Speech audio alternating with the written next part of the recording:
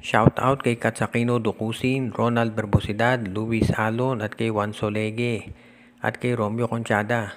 At sa balita natin ngayon, may posibilidad na baka matuloy na ang paglipat nito si Chris Newsome dito sa Barangay Ginebra at mukhang magiging fair trade ito. Ito daw mangyayari, itong si Newsome mapupunta sa Ginebra, samantala naman ang Meralco makukuha yung first round pick ng Terra Firma sa susunod na draft. At kung magpa-draft si Justin Baltazar, makaka-jackpot ang Meralco dito.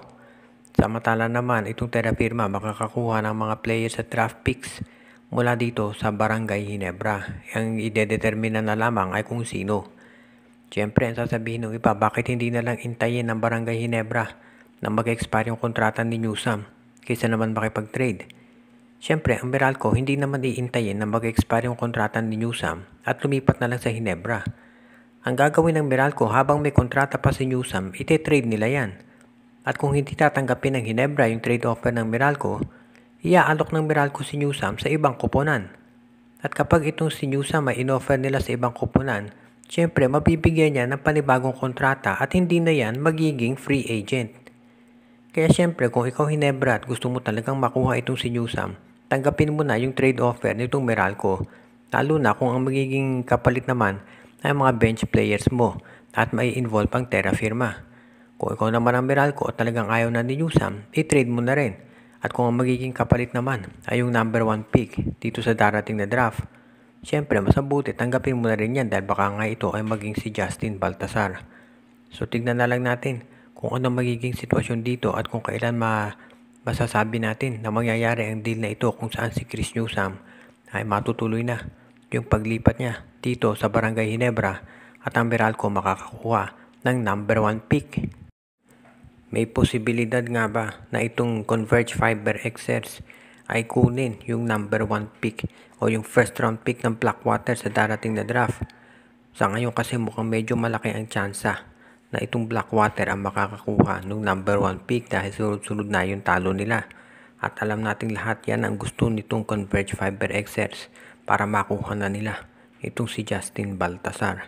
Kapag yan ay nangyari, syempre matutupad na ang pangarap din ni Justin na maglaro para dito sa Fiber Xers.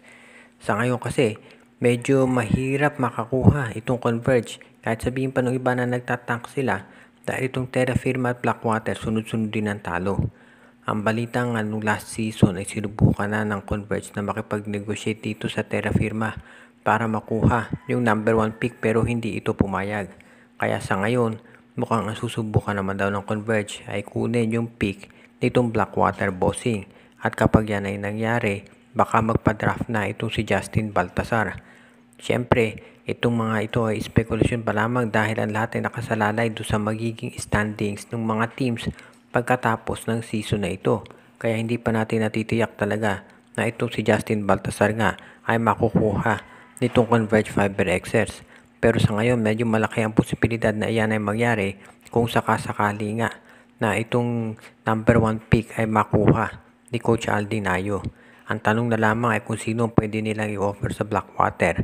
At syempre, medyo mataas dapat trade value niyan dahil kung sino man ang makukuha nitong Blackwater, sigurado na sa MVP group din naman ang magiging bagsak niyan. So syempre, kung ikaw din ang MVP group, pag-iisipan mo kung iyong bang i-offer ng Blackwater o ng Converge ay magiging katumbas ng magiging value just in case nga makuha ng Blackwater yung number 1 pick at magpa-draft ito si Justin Baltazar sa PBA.